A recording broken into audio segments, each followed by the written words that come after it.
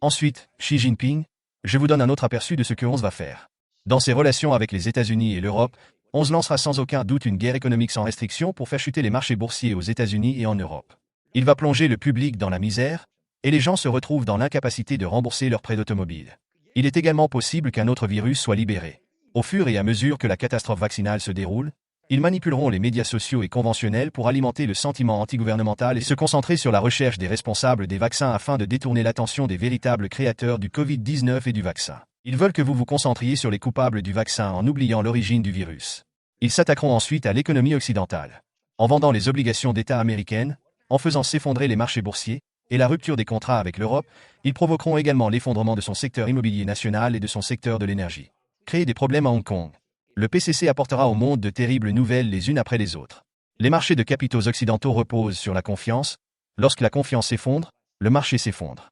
Profitant de cette situation, ils lanceront une attaque éclair contre Taïwan et faire de Hong Kong une plaque tournante du renseignement international et un centre de blanchiment d'argent. Ils renforceront également le soutien à l'invasion de l'Ukraine par la Russie, provoquant le chaos en Europe et dans le monde. On s'est déjà préparé à la Troisième Guerre mondiale. Si les États-Unis s'engagent pleinement dans la mer de Chine méridionale et à Taïwan, ils utiliseront des armes nucléaires stratégiques et je pense qu'ils n'hésiteraient pas une seconde. Ils ne veulent même pas négocier, ils ont l'intention de frapper les porte-avions américains. C'est ainsi que les choses se passeront.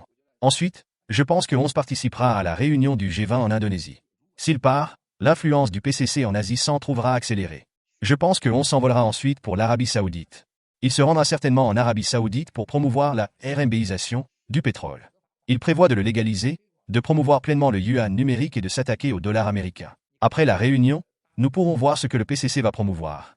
Ils ont trouvé un imbécile pour parler des réminiscences de la révolution culturelle. Nous avons produit des dizaines de milliers de livres de céréales par acre, et nous avons même cultivé du riz sur des montagnes.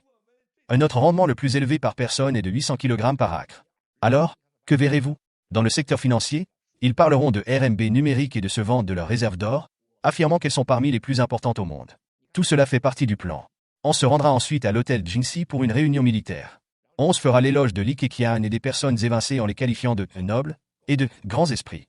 Dans le même temps, Shanghai, Tianjin, Shenyang et Shenzhen va intensifier les politiques zéro Covid et les mises en quarantaine. Ai-je bien compris? Cela inclut Hong Kong. Vous remarquerez également une tension permanente dans le détroit de Taïwan, alors que des drones et des bateaux de pêche harcèlent régulièrement la zone. Et avant que vous ne vous en rendiez compte, bam, ils attaquent. C'est ainsi que le PCC fonctionne. Ils défieront Taïwan encore et encore. À la fin, vous réaliserez soudain que tout est fini et que vous n'avez plus besoin d'aide. La situation est irrémédiable. Cela englobe l'ensemble de leur stratégie mondiale. Je l'ai déjà compris.